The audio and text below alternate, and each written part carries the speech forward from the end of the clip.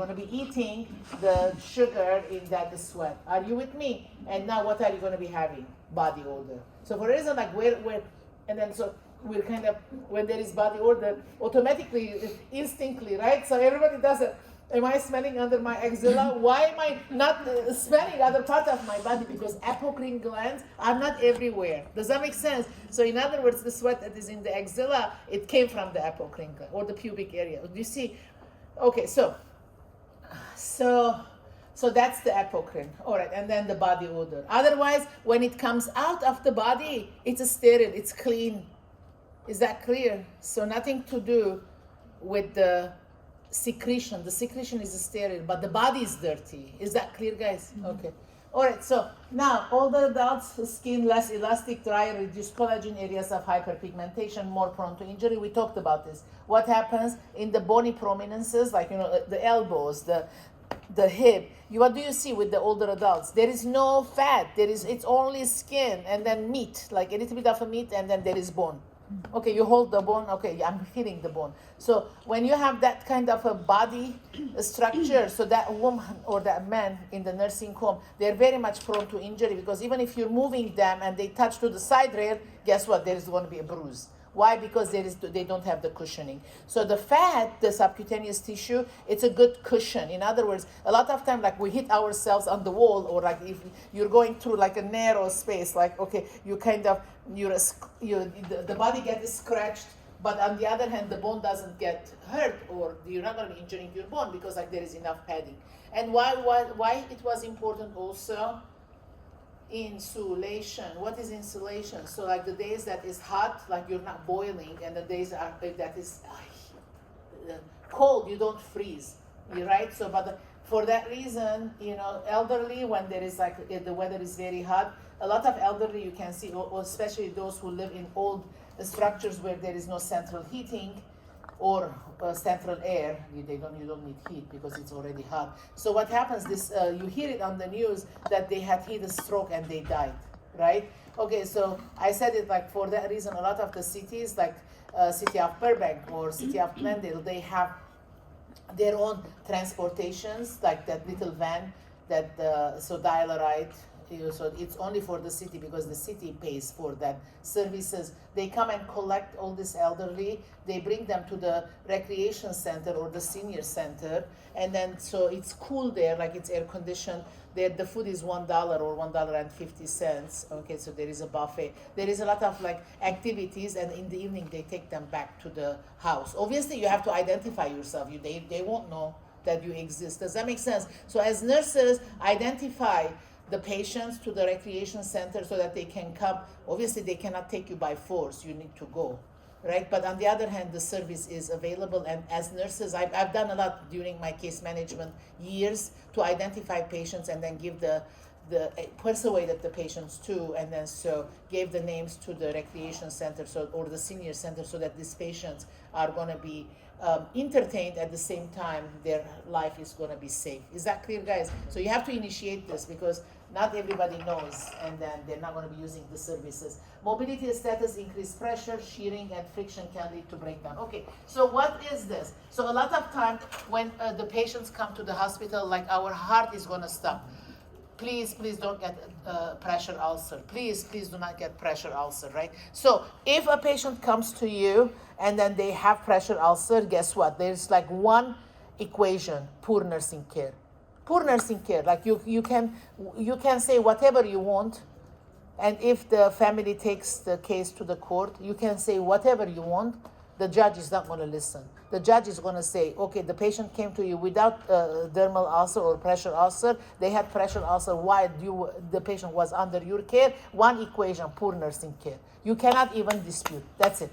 So we lost the case. Does that make sense, guys? So it's very important, guys. So for that reason, like when you have the admission, you have to do a full inspection. Eyes. Why do we use our eyes? Because when we do physical assessment, the first step is inspection. Inspection is your eyes. You're using it to identify problems and to document it. So like everywhere from the head, like, from the head all the way to the toe, like close the curtain and expose the patient and look every angle of that body. Is that clear, guys? And then if there is any tear, any laceration, any redness, any little thing, take a picture and then document it. All right, because we have like if the picture, the cameras is like in a way that when you take the picture, it has this grid. It has this, like when you're taking the picture, the background is a grid. Like for example, if this is the, okay, so do you see there is a grid? Okay, so in other words, like it kind of tells you the dimension. So next time when you're going to be checking the picture, that you have to compare it, but it has to be from the same angle, obviously. Am I making sense, guys? Yeah, so you have to take a picture, you have to document where you saw the tear or like the blister or whatever, and it needs to be documented, because if you don't document and then you say that, oh, it was there, and then who's going to believe in you? Because it can grow bigger, and then so how are you going to prove that the patient came with it, with some injury, and now like it became worse? Am I making sense, guys? Okay, so pressure ulcer is what? It is like it developed when you were giving the patient care. So the word says it, pressure ulcer. So what does that mean? It means that, so there was, the body is like, and then there's some kind of a friction, some kind of a pressure. For that reason, that skin got torn. All right, so for that reason, what are we going to do? Positioning. Positioning. Every 2 hours, you're going to be positioning. Because that way, at least that friction, it's going to be alleviated. So if we sit in one position, like, and then you don't move, and then you start like, your buttocks hurts, right? Okay, it's hurting. So what are you going to do? Like, I'm going to stretch. Even if it's not break time, you want to get up and stretch, because you're hurting. Nobody can stop you, because like the circulation has to go on. But because these patients, their sensory ability has diminished, even if they feel the pain, they don't feel the pain. So they're not going to move by themselves. Or they're debilitated, they don't have the energy. Or mentally, they're not lucid to do that task. Is that clear, guys? So for a reason, every 2 hours we have to move the patient. Okay, now, so in Glendale Adventist, like what we have done, I think other hospitals have done it too. It's not only particular. This is 12. This is 3. This is, okay, this is 1, this is 2, and this is 3. This is 4, this is 5. Okay, so, and this is 6. Okay, guys, now, what we have done in there, so here, it's 2 hours, right? So it says here, right side. Okay, and then here, back. And then here, it says left side. Okay, now you're the nurse, right? So, and then sometimes you're gonna have like your aide, your CNA, or sometimes you don't have a CNA. So the CNAs are already trained to do the positioning. But like you got tied, and then so like obviously turning the patient wasn't your priority, because now like you had an emergency, right? So it doesn't matter. So now like you're doing your rounds, and then, okay, so here like you come, and then so where are you? So like you come at 2:10, and then the patient has to be at the back. So don't worry, you didn't turn. Don't worry. Then you come here. You put the patient to the back. Does that make sense? So this is very helpful, really. It gives you a little bit of line of reference, because believe me, you will forget like what did I do to this patient last? Because in your head, that's your last priority, because the medication, IV, is more important. Am I making sense? So this is a good reminder. I really like this. And then nobody's going to come with a stick. And then how come like the patient wasn't on the right side? I'm going to hit you. Nobody will say that. Does that make sense? So in other words, as soon as we go back to track, the better. Am I making sense, guys? Okay, so like this is a good reference. What do you think? Mm-hmm. Yeah, okay. So, and then, so what is it that, like there is the increased friction is like rubbing. Shear is like what happens that, so like there is a lot of like loose skin, because a lot of time the elderly have lost weight, there is loose skin, and then there is wrinkle. So the skin rubs the skin. Am I making sense? So like if you have a loose skin, and so what happens, that this skin is rubbing the skin itself. So for reason like there are tears. Are you visualizing? Okay, yeah, because it's not a stretched skin, so the loose skin rubs each other, and then so there are like creases, and then so there is like tears. Okay. That's the shear.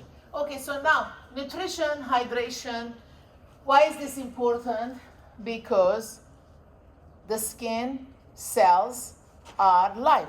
They have to live, right? Okay, so in other words, for the new cells to grow, so like we need to have nutrition and hydration, and then protein maintain the skin, repair minor defects, and preserve intravascular volume. Vitamin C, zinc, copper. Okay, so these are helping with the collagen, dehydration, and then we're gonna have poor turgor. So what happens? What is turgor? Okay, so when you pinch the skin is going to go back to its normal state. So if you have a patient who is an elderly and then so has a lot of wrinkles, where do we pinch? The chest. The chest, the sternum, because that's where there is less loss of elasticity, there is less loss of collagen on elastin. Okay, all right. So so nutrition is part of the. It determines whether the skin is gonna rejuvenate or not. Sensation level. Why sensation level is important? I kind of gave you an idea right now. When you're sitting on your chairs like for 4 hours without moving, what happens? Like nobody's happy. Like all the like your buttocks are sore, right? And then the feet are like okay. I mean it's getting hurtful because the circulation is impaired. So you want to get up and stretch. Why? Because like you want to improve that circulation. But if the patient is mentally already debilitated and physically debilitated, they're not going to be doing that. So for that reason, we have to do for them, and for that reason, they become more prone of creating or developing pressure ulcers. Impaired circulation negatively affects tissue metabolism, medication side effect, itching, and rashes. Okay, so a lot of time is, so we talked about perfusion last time. So, okay, so there is this, the heart, there is the left ventricle, and then from the left ventricle, the aorta is going to be bringing the blood all to the periphery, So how it goes, okay, so from the aorta, it came out, and then so like it's coming down, and this is my umbilicus. 2 fingers above the umbilicus, what happens to that aorta? Bifurcates. Okay, so in other words, 2 fingers up and 2 fingers left, 2 fingers right. So this the aorta is going to each leg, all right, so to bring all this oxygenated blood to the periphery. So one of the reasons that there is less of a perfusion was, I said it last week, PAD. Remember what is peripheral artery disease? I said this. What happens in PAD? The aorta, the bifurcated aorta, it's half blocked. PAD, peripheral artery disease. Okay, so it's bifurcated, it's going down to my legs, and half of that artery is blocked. So what's happening? Only half of the blood is reaching to my toes. Am I making sense? So in other words, my perfusion is compromised. Do you agree? Okay, because I have PAD. Is that clear? And so when patients have PAD, what do they complain of? No pain. Intermittent claudication. So what is intermittent means? On, off, on, off, on, off. What is claudication mean? Pain. So what does that mean? On and off pain. On, off pain. On, off pain. So when is the pain on? When you're walking. Why? Because you're not getting enough oxygen to your tissues, because activity requires more energy. Yeah, activity requires more oxygen.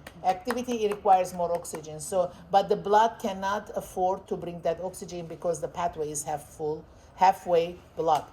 So now it is the pain, the claudication is on because there is activity. Then what does this patient do? Sit down, rest, and then because rest requires less oxygen, so then the pain goes away. So it was intermittent claudication, so it means that on pain, off pain, on pain, off pain, activity, on pain, rest, off pain. Do you see now? All right. So in other words, if somebody has some kind of a problem, and then he's your patient, definitely you're afraid that he's going to be developing a pressure ulcer on the heel. All right, so for reason you have to elevate the leg so that it won't friction to the sheets, to the linen. Otherwise, already less blood is coming. On top of it, there is friction. So that, okay, so what are you going to do? You're going to have a breakdown there, yeah. Will the patient with PAD ever feel pain, like not walking? I mean, it depends, so if that's a good question because even little activity can increase if it depends like how much of the blockage. The more the blockage, obviously the pain is going to come faster. Yeah, good question. Okay. All right, medications, we talked about medications. Some medications, so like if it gives you itching, why itching is not good? I mean, it's not, why the itching is connected to pressure ulcer. I took a medication, the side effect is itching. Now like you're my nurse, you're afraid that I'm going to have a broken skin. Why are you afraid? Because you're gonna scratch. A scratch. That's why. So for that reason, like because if there is itching, what am I gonna do? I'm gonna scratch. Okay, how guarantee is that my nails are clean? I mean, it's clean, but like it's not 100% clean. Nothing is 100% clean, right? So, all right, so like I'm scratching. So what am I doing? I'm breaking my skin barrier, and then so as soon as the skin is broken, and bacteria is gonna invade. Is that clear? So that's why itching. And for that reason, why patients with diabetes, they are more prone to skin breakdown when we follow this rationale. Remember, if the patient's blood sugar is uncontrolled, they have a lot of sugar in their blood. The blood is like a honey. So like honey, imagine that honey is going to be circulating. How is it going to be circulating? It's very difficult to circulate. What is the body saying? I'm so thick, I can't even move. Okay, I have to get rid of this sugar because the body has to treat itself. It can't wait till you inject yourself insulin, right? So what are you doing? So like that, a lot of the sugar in the blood, it's going to be mixed with the interstitial fluid, and you're going to pee. You're going to pee. The body is like, this is my Band-Aid. I have to treat myself. I'm not going to be waiting for you. Does that make sense, guys? So for that reason, every time a patient has uncontrolled diabetes, they're urinating. Why? Because the body is treating itself. Okay, I don't need this much sugar. I have to get rid of it. So, okay, I have to do it myself, right? So what is it doing? It's mixing with the interstitial fluid and then peeing. Urinate, polyuria. So then when there is a lot of polyuria, I said it like, which water did they use to urinate? Interstitial fluid. That interstitial fluid, that's the fluid in between the cells. It's there to hydrate the cells because the cells have to float in a fluid, right? And now like that water is gone. Where is it? In the bathroom. It's gone. So now what are you going to do? You're going to be drinking a lot. So do you see like you drink a lot, you pee a lot, and then interstitial fluid, there is so much imbalance. So your hydration status is always shifted up, down, up, down, up, down. So what happens on the skin? You're going to be dry, right? So diabetics, they have more uncontrolled, obviously, not all. If the sugar is uncontrolled, so the skin is more prone to dehydration because there is so much shift in hydration status. Am I making sense? So they're going to be scratching. So on top of this, so now they have a broken skin, and imagine and the bacteria enters, and then so the sugar is already, the blood is already full of sugar. What is the bacteria going to do? They're going to eat every sugar. So that little scratch is going to get infected. So now go ahead and treat it now. It's more work, in other words. Every time the skin is intact, even if the blood sugar is high, it's more better than if the skin is broken. Am I making sense? Yeah. So a lot of time, a lot of patients come to me because they're heavy and then their blood sugar is not controlled. They're going to have a hip replacement. The doctor says, I'm not touching you. Go get educated, control your blood sugar, lose some pounds, then I'm going to cut you. Because cutting the patient, putting a new hip, and then so now the blood sugar is high, now the incision line is not healing, it's pus. What did we do? I might as well have a painful hip and close the skin, then new hip and open the skin and it's not healing and it's pussy. Which one do you want? Does that make sense? Mm-hmm. So in other words, always intact the skin is a better choice than any intervention. Is that clear, guys? Okay. So, all right, so now the other thing that is moisture leads to maceration, fever depletes moisture, increases metabolic rate. Okay, so what is maceration? So I know you have all seen it. But let me tell you, so if there is a open skin here, let's say I have a wound and the wound is moist, the circumference of the wound is not healthy skin. It is moist, it is light pink, white, that's the maceration. Okay, so if this is, maceration is not good, so it means that the wound is not healing. So this is, hopefully there is a picture. So this is the wound, all right, so it's important to see if this is the circumference, all right, this is the circumference, this is the wound, Okay, so the skin here, how healthy is it? Healthy, it should be healthy because then if there is a healthy skin, so the wound, it's going to promote the wound healing. The wound is going to get a smaller. Maceration, what is maceration? Wet, moist, pink, white. Okay, so in other words, this skin, it looks like it's gonna, the circumference is even gonna get bigger. It's dying, in other words. It's not healthy. Am I making sense? Okay, guys, so maceration is not good. So what does that mean? It means that the wound, instead of becoming smaller, it's gonna become bigger. Because this skin is dying. Am I making sense, guys? So what are the characteristics of maceration? Wet, moist, white, light pink. So it means that it's dying. So we don't want macerated skin around the circumference. So it is telling me that the wound is not healing. Is that clear, guys?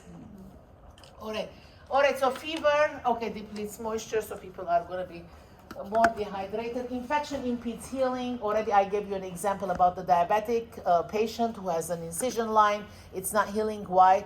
The bacteria is eating the sugar in the blood, and then so now there is a pus and an incision line. So, yes? Sorry, is the outside of the maceration the skin that's dying, not the inside? No, outside. The wound, like if you, this is the wound, it has depth, right? This doesn't have depth. It's your skin. It's the same level.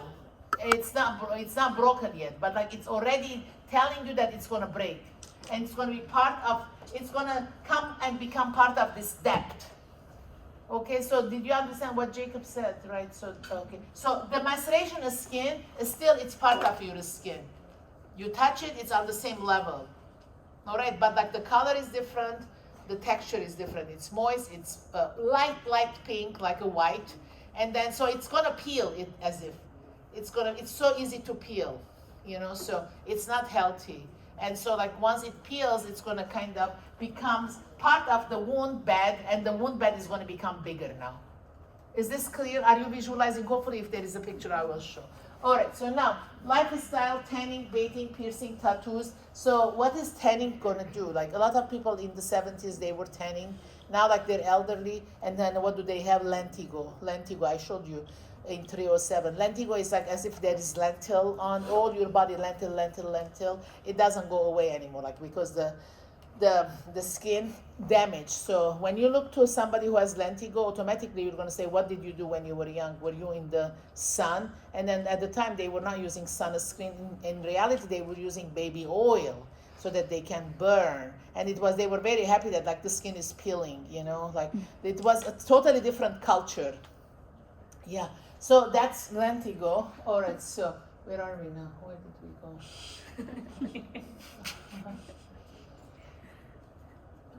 Where am I? It went way ahead. Skipped a lot. Slide 8. Ah. Okay. We finished. Oh, okay. All done. Help me. Okay. All right, so you gave up. Oh, okay. Hold on. So I came all the way to 35. Okay. How does this Where work? was I? There's a mouse over there.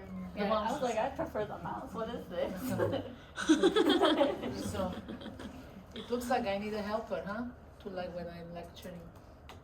IT. Yeah, we were on 8. We were way up here.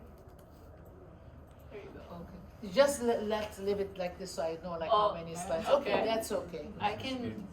There you go. Okay, so that gives me a little bit more security, huh? All right. Okay. All right, guys. So we talked about this. All right. So and piercing, tattooing. I think nowadays like the tattoo is what is it? It's sterile. But I think there was a time that the tattoo wasn't that infection-wise better controlled. All right. So now, of the following factors, which would put a client to a greatest risk for skin integrity: medication, digoxin, moisture, decreased sensation, dehydration. So Already you're seeing this. Yeah. Alright, so decreased sensation would greatly increase the risk for injury with a tear or break in the skin. This could lead to delay of seeking treatment due to lack of awareness. Do you agree? So yeah, a lot of time, when you're dehydrated, you see you're scratching, you want to put some moisturizer, but like if you don't feel, and then you're not going to be aware. Okay, so slide 11. Okay, classification of wounds: open, closed, acute, chronic, clean, contaminated, infected, superficial, partial, or full thickness, and penetrating. Okay, so what is an open wound? What is a closed wound? Okay, so already kind of it tells you. Open wound is like there is injury. You can look, okay, so the skin integrity is shifted, so the skin is open. All right, so what is a closed wound? Like a bruise? Stitches, all right, so I mean, still the stitches is, as long as like the line is not totally healed, it's an open wound. Okay, let me give you a hint. So when we do the classification of the wounds, all right, so we said it like, what is it? Epidermis, dermis,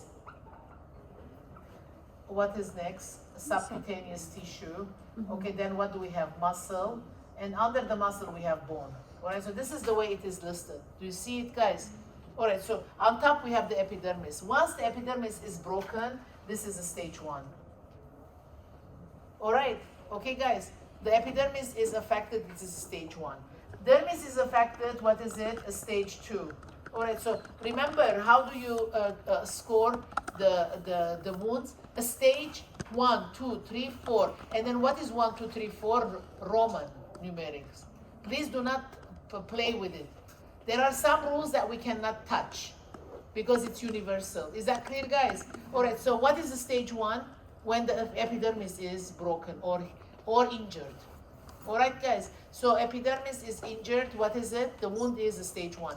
Dermis is injured, a stage 2. Is that clear? Subcutaneous tissue is injured, a stage 3. Muscle is injured, a stage 4. Am I making sense, guys? Already if the muscle is injured, okay, so you can see the bone. All right, so the bone, okay, so this is how it is. I want you to know this very well because this is very important for the practice. Like everywhere you go, you're going to be using it. It doesn't matter like which unit because everybody is prone of injury, right? Yes. Muscle and bone is stage 4? Yeah, I mean if muscle is broken, so the bone you're going to see bone. All right, so I mean, hopefully the bone is not going to. You cannot break the bone. I mean, the bone is stronger. I mean, yeah, but like the bone is going to get infected, and that's the misery, because like oral antibiotics are not going to be healing the bone. Like you're going to be having like IV antibiotics. Like it's going to be so detrimental process. Is that clear, guys? So here, this is how it's going to go. Epidermis is hurt, injured. What is it? A stage 1. Dermis is injured, a stage 2. Subcutaneous tissue is obviously if the subcutaneous tissue is injured, what else is injured? Epidermis is injured, dermis injured, now we came to subcutaneous tissue. Am I making sense, guys? So in other words, and then if the muscle is injured, so like the epidermis is injured, dermis is injured, subcutaneous tissue is injured, now like the muscle is injured.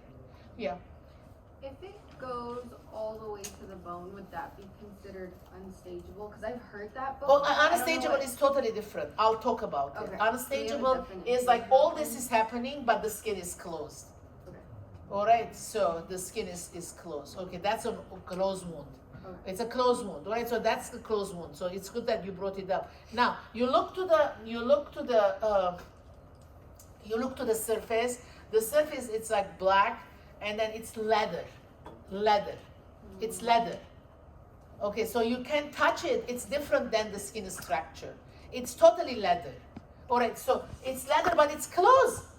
Like it's a black area, it's leather, but nothing. You don't see any blood coming out. Like the skin is intact, but the color is different. Okay, who wants like leathery skin there? Like I don't want leathery skin there, right? Okay, so that's a leathery skin, but like it's kind of part of the skin, right? But it's a closed wound because down there is like the epidermis is dead, dermis is dead, subcutaneous tissue is dead. They're dead, but the top is covered. So that wound is not going to heal. So for that reason, that wound, they come and then cut that leathery part and then pull it, and then now like you're going to see a lot of smell, a lot of blood. Like I've witnessed the wound care nurses doing it, but obviously if it has to be small, that the wound care nurse has to do, because if it's too big, you know, like the surgeon has to do it. It's too dangerous because like you're taking a chunk out, like you don't know what's under it, right? Okay, so like what she did, I still like, this is in front of my eyes. So she got this,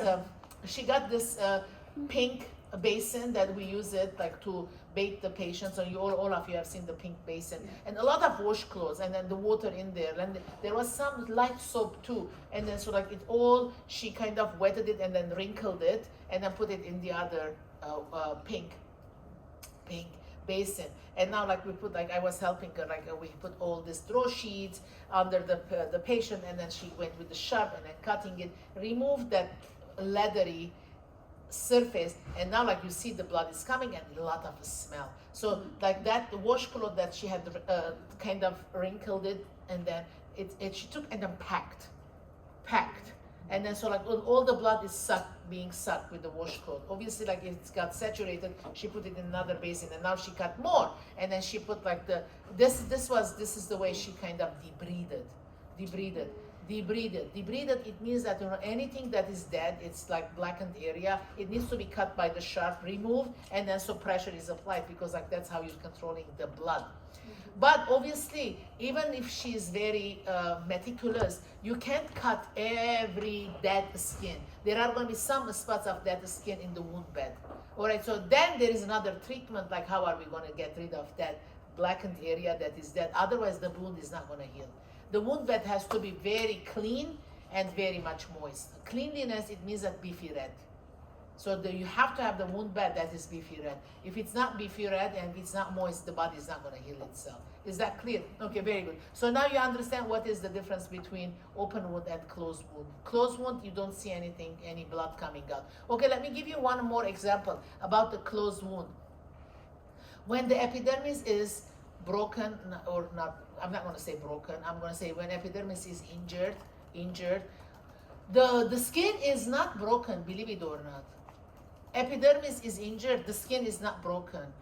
Under it there is injury, but the skin is not broken. All right, so what is it? Like now, well, how do you know? Because when you put pressure, like let's say you put pressure like this, what happens when you put pressure on a space, on the part of the body? It blanches. Okay, you have to say this after me. When you put pressure on the skin, what happens to the skin? Blanches. What does blanches mean? Turns white. Why it turns white? Because when you're applying pressure, what are you doing? Cutting the circulation. Is that clear? Okay, so blanches. It blanches. So now, if I put pressure, all right, and I put pressure, and now like, okay, what am I anticipating? Blanching of the skin. What does blanching mean? Turning white. Why is it turning white? Because you're cutting the circulation. Does that make sense, guys? So the same thing that you're going to be doing, let's say when you do capillary refill, you take your finger and then punch like this. Do it. So what happens to your finger? It blanches. Why does it blanch? Because you cut the circulation. Do you agree? Then when you let it go, what happens? It becomes pink again. So how much time should you anticipate to see the pinkness? Less than 2 seconds. Less than 2 seconds. So in other words, like in an instant, it needs to become pink again because you have adequate peripheral circulation. Does that make sense? But if you didn't have adequate peripheral circulation, like you had a PAD, right? And then so like you pinch the toe, and then so it blanches, and then you let it go, it will take more than 3 seconds to become pink again. Why? Because the pathway is already half blocked, so there is less blood running and coming there to make it pink again. Am I making sense, guys? So the blanching, when you do the blanching, when you're checking the capillary refill, and you do the blanching when you're checking whether there is injury to the, which layer? Epidermis. How do you check if there is injury to the epidermis? You put pressure. Because like most of the time, it's going to be the sacral area. right? So because like they're on the back and then they're already lost the fat of their buttocks because they're losing weight, this elderly, right? So in other words, the coccyx is always a bad place for the elderly to develop dermal ulcer. And then plus it's moist, let's face it. As much as you dry it, it's a moist area because it's closer to the perineal area. Any place that is closer to perineal area, more prone of dermal ulcer because you're moist. It's moist. No matter how much you change the undergarment, it's always there is a moist area. Okay, so in other words, you're going to be extra careful, extra care. All right, so when it doesn't blanch, okay, so if there is injury to the epidermis, what's happening? You put the pressure, it doesn't blanch. Is that clear? All right, so I put the pressure on the coccyx. Okay, I'm putting pressure. What am I anticipating to see? White skin. It doesn't become white skin. So if it doesn't become white skin, what does that mean? Already the under it, there is injury, tissue injury. Is that clear? Even though the skin is still intact. All right, so this is like a red flag for the nurse. Okay, you have to clean this patient more often, dry it more often, put the patient back on the chair more often, like extra work, because it's already red flag that I'm gonna break anytime because I'm not blanching. Is that clear, guys? Okay. Acute and chronic. Okay, so acute wound, what is an acute wound? Like you run and then you trip and then now like this, there is laceration. There is laceration on your knee, and then so like you come home, you wash it, you put like triple antibiotic, and then so like it heals. You forget about it. What is a chronic wound? So a wound that is not healing, right? So one wound that is not going to be healing is like a stasis dermal ulcer. Remember the stasis dermal ulcer? I said it during 307. Clean, contaminated, infected. Okay, so the one thing that you should know that if the wound, the body is going to heal that wound, the wound bed has to be red, beefy red, and it needs to be moist. If it's infected or contaminated, there is pus and there are like dead skin, like black, or a slough. What is a slough? Have you seen a slough? A slough is like the way I describe the slough. When you have chicken and then you want to peel the skin of the chicken, between the skin and the meat, isn't there like a yellow slimy layer? So that's the slough. So I mean, not the chicken doesn't have a slough, but like, you know, I'm kind of, that's the best I can describe, because like you look to the wound bed and then you see like I don't see red beefy. On top of it, I see like some slimy yellow, like mucousy structure that, you know, you're tempted. I'm always tempted. Like after 40 years, I'm always tempted. I want to put and then pull it, but it doesn't come out. It's stuck to the wound bed. So like in other words, like we have to put some enzyme, like Csun, for example, because it's an enzyme. It eats the slime and then the slough. Otherwise, there is no way that wound is going to heal. Or we do wet to dry. What is wet to dry? You put a wet gauze and then you cover it. And what happens to that wet gauze? It dries. When you're going to be changing the dressing, you pull that gauze out, and then when you're pulling, what do you pull with it? The slough, or if there is that tissue, it comes up with it. So that's called wet to dry. What is wet to dry? When the wound bed is not clean. What does the clean mean? It means that it's not beefy red. All right. So if there is like blackened area on the wound bed, is that wound bed clean? No, it's not going to heal. That's that tissue. It needs to come out, right? Or if there is a slough. What is a slough? Yellow, a slimy layer that is not healthy. How did I describe it? That the slimy layer between the chicken skin and the chicken meat. It looks like that. So like, how do you clean the chicken? That layer, you take the knife and clean it, right? Or like you pull it and then it comes out. The same thing, like you see that the slimy layer, you're tempted, like I have impulsively want to take it out, it doesn't come out. So how do I do it? Like I'm not going to be using as a registered nurse a sharp and cut it the way I'm doing the chicken in the kitchen. So I have only two options. One option is wet to dry. What is wet to dry? You put a wet gauze on top of that structure, the wound bed, and you cover it with a dry gauze, and you put tape, right? So 8 hours later, you're going to be doing another dressing change, right? So when you open the dressing, the top, you put a dry gauze, and then inside, what did you pack? With the wet gauze, right? So that wet gauze that you pack the wound bed, what happens? It is dried now. So now, like when you're pulling, so what happens? Those the fibers of the gauze, and then the slime have intertangled. So like when you're removing it, what are you going to see? That slimy layer, it's going to come with that dried gauze. Are you visualizing, or it's too much? It's difficult to visualize. Okay, so tell me. Okay, yeah, what's the? So is the gauze the thing that's taking out The slime away. Yeah. after the 8 hours? After the 8 hours. After the 8 hours, that wet goes. I mean, when I say wet, it's not that like it's like you're squeezing water out of it. It's like you wet it with the normal saline, put it in the wound bed, and then so what happens after 8 hours? Okay, so that gauze and the slime have intertangled together. Am I making sense? Mm-hmm. And then the gauze that you put, it's the gauze that is like has the fibers. I mean, it's not like a cloth gauze. It's gonna be the gauze that has like the threads, in other words. Okay. Or you're gonna be putting the enzyme. All right. So this is the enzyme. Okay. So this is an enzyme. So this enzyme eats. Okay. So and this is like obviously this is a little bit more aggressive, because like every time like we see a tube and then paste, we think like it's innocent, but this is not innocent. All right, so these are not innocent. You're going to be applying it. You put a Q-tip, you get the Q-tip, and then you apply on top of the slough. This is the Q-tip. You take the Q-tip, and then you put it like, or if there is like, after the debridement, I said like this wound care nurse, when she did the debridement, she cannot cut every dead tissue. There were some spots. What I did, so like I put like a little bit of this enzyme with the Q-tip and put right on the blackened dead area. Am I making sense? Then you cover it. And so this enzyme is gonna eat that dead tissue. Is that clear? So, but every time, like when I am changing the dressing, I have to assess, has this eaten that tissue? If it's eaten, you call the doctor, you're gonna say, I'm gonna stop this.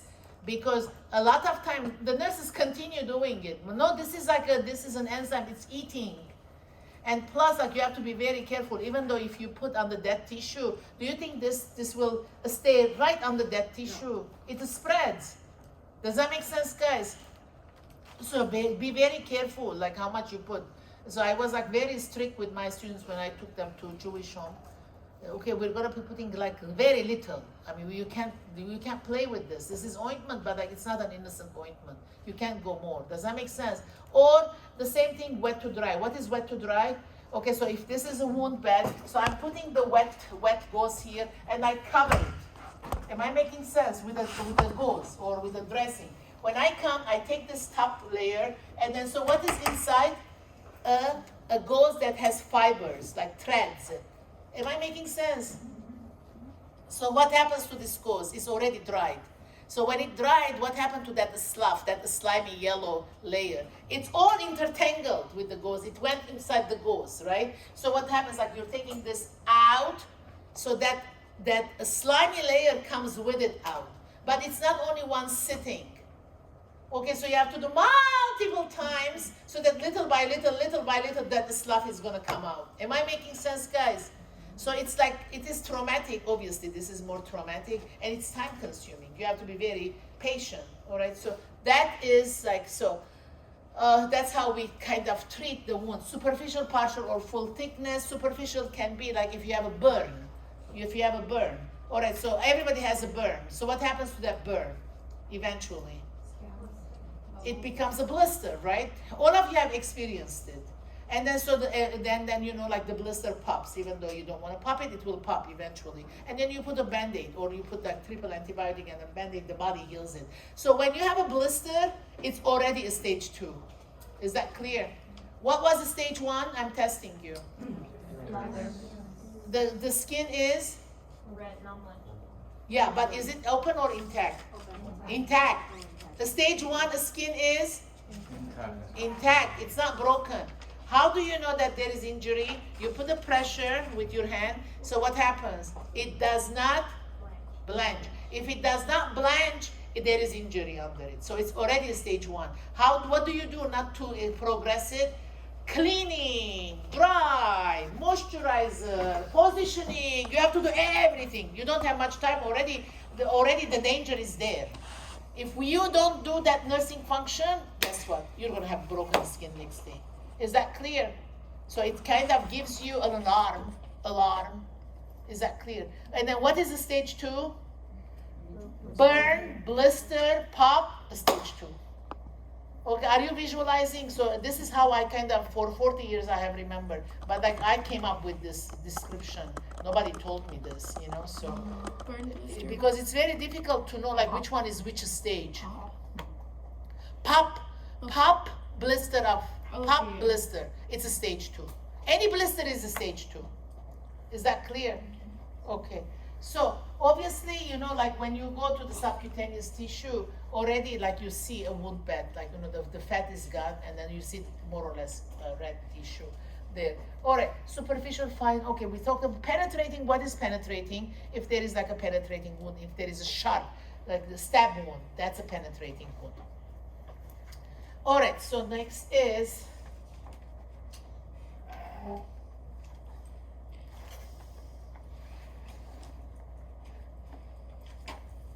Okay, regeneration in epidermal wounds, no scar, primary intention, clean surgical incision edges, approximated minimal scarring. So what is this talking about? So in other words, so if there is the incision, so this is an open wound, then there is an incision, so that you have to clean here, it dries, and then once it dries, like the nurses already, you can cut and then remove the stitches now. Okay, so what is the problem here? What problem we can anticipate? If there is like a suture there. Rupture. Huh? Rupture. What is the rupture? You don't say rupture. Dehiscence. Dehiscence. Okay, wound dehiscence, what does that mean? It means that there was an incision line, and then so a lot of time if it's open abdominal wound, and then apparently this has happened to my grandfather. Long time ago. That's what my grandmother said. So he was entertaining guests, and he sat down, and then the sofa is low, and then by the time he got up, and there was a lot of pressure on the abdomen, and then the wound got it detached, so it is dehiscence. Dehiscence, it means that the incision line opened. Now like there is blood, and it needs to be incised again. Is that clear? No, not incised, sutured again. Okay.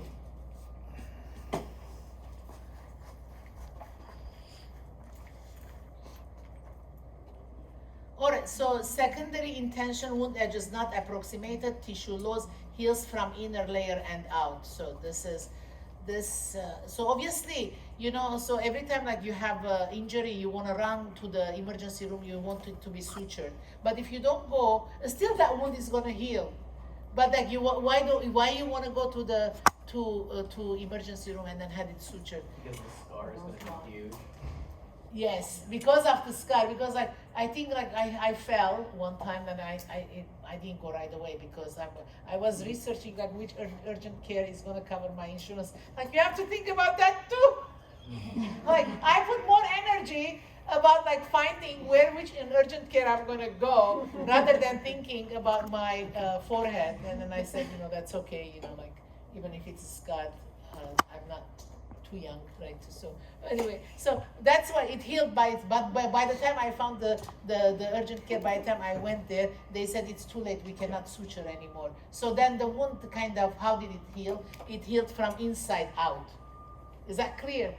Because but this is what is the disadvantage? It can leave a scar, and the body will heal like haphazardly, right and left. Am I making sense? Why do you go to the emergency room to have it sutured? Because like you're bringing the loose ends in a way that, okay, heal this way, don't heal another way because I don't want a scar.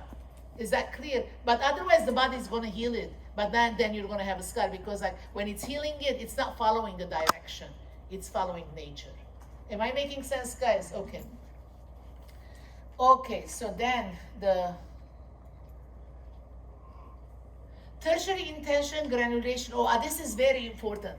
What is granulization? What is epithelialization? How do I remember? So like if the wound bed is clean and it's gonna be healing, the wound bed, how do you know it's healing? You look to the wound bed, it's beefy red, and then there are granules. What is granules? Like a golden, as if it's golden grains. Golden grains. On the wound bed, you see like golden grains, as if somebody came and then sprinkled some golden grains. So that is granulization. It means that the wound bed is healing.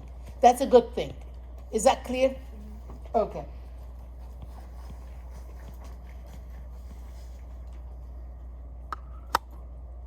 Inflammatory, proliferative, maturation, the phases of wound healing. So at the beginning, it's going to be inflammatory because the body is telling you that I got injured. Remember the inflammation. What are the signs of the inflammation?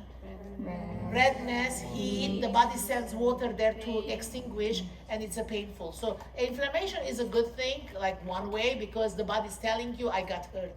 Because otherwise you're not going to pay attention. Am I making sense? So then proliferation, like new cells are coming. Maturation is like the wound has already healed.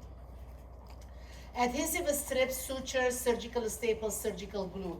Adhesive strips, like they are just like little tapes that, I don't know if I have it, little tapes that like you put it on the cut because like you're putting the edges together and you're taping it.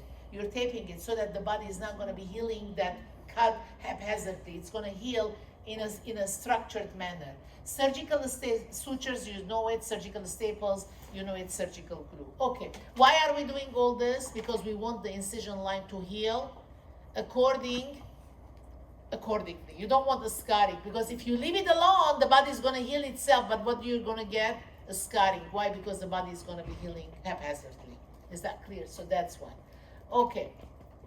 All right, serous exudate, straw-colored, sanguinous, bloody drainage, serosanguinous, purulent, porous. Okay, what is this? All right, so at the time the wound is healing, the drainage that you're looking, it's important also because the drainage will tell you whether that wound is clean or contaminated. So serous exudate, sanguinous exudate, or serosanguinous exudate, these are all good. The first three are good. So it means that it's part of the healing process. But purulent is not good. It means that it's infected and then there is pus. Is that clear? Okay, purulus sanguinus exudate contains blood and pus. So the last two, like it needs to be treated. You know, how are you going to be treating it? You wash it. First things first, wound bed is always washed. How do you wash it? With saline? Yes. So straw and yellow are very similar in color. That's fine. So what's the difference Which one? Which one? between straw colored and yellow, purulent? Oh, this is like this has volume, like a mucus. Yeah, this is the pus. Like a viscosity? Yeah, like you see like a custard. Custard. This is custard. That one, the straw color is like water, but the straw color. It's water. Water. Is it like clearer? Yeah, clearer to straw, like yellow, clear. It's water. You will see the difference. Like there is no way you cannot distinguish. The straw color, it's like water, it's coming, oozing out. But like the purulent is like a custard. Like you see the difference. Water, custard. Like you don't need you see it. You can distinguish it. Am I making sense?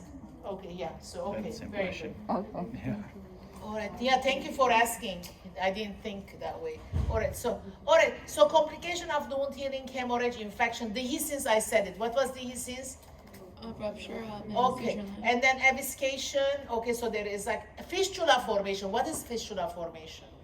So when you leave the wound to heal by itself, this is why you are afraid. Because during the healing process, under the internal organs that are kind of where there is injury, they kind of touch each other. They make a tunnel in between. All right, so that's the fistula. I read an article, so there is this tribe in. I'll post the article also. So there is a tribe in Africa. So the girls are young. I mean, so they get married very young. The body is not totally mature, and then so when they're having children, like during childbirth, I mean, they don't have midwife or anything, like they're having at home. So what happens that there is a lot of tear, perineal tissue tear. Okay, so then like the baby is born, and then after that nobody does anything, no like follow up, no suturing, no episiotomy or anything. So the body is healing itself. When the body is healing itself like haphazardly, inside organs they were all manipulated because of the childbirth. All right, so there is a fistula that is made. So to the bladder, I mean I don't remember the details now, and so these women are always leaking urine. The urine is not stopping, so there is a fistula. And now the husband doesn't want them because, okay, they're smelling all the time and they're leaking urine. And then so there is a group of UCLA doctors. They do like mission work every year to go to this tribe. Obviously, they should do better as far as childbirth rather than fixing later on. So they're fixing the whole internal organs in a way that like the dignity can be restored. And plus, like it's so inconvenient, like to have all the time urine leaking. Okay, so the moral of the story, if there is tissue damage, and then so you let the body heal by itself. Okay, so the tissue inside, it's gonna haphazardly heal, and then it's gonna be making tunneling between one organ to the other. Is that clear? So that's the fistula. Is that clear, guys? Okay.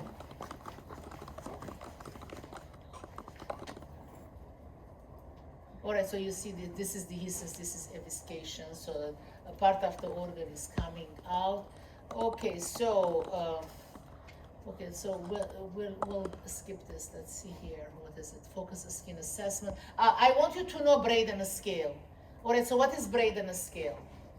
Braden scale, it came in 1988. All right, so Braden is Barbara Braden. Norton scale was before Braden scale. All right, so Norton scale is before Braden scale. Braden scale, okay, I don't know if there is a part. Let's see if there is. Okay, I'll post the Braden scale. It's easy. You're going to be using it. All right, so the Braden scale, we were here. All right, so what is the Braden scale? Braden scale, okay, so there is.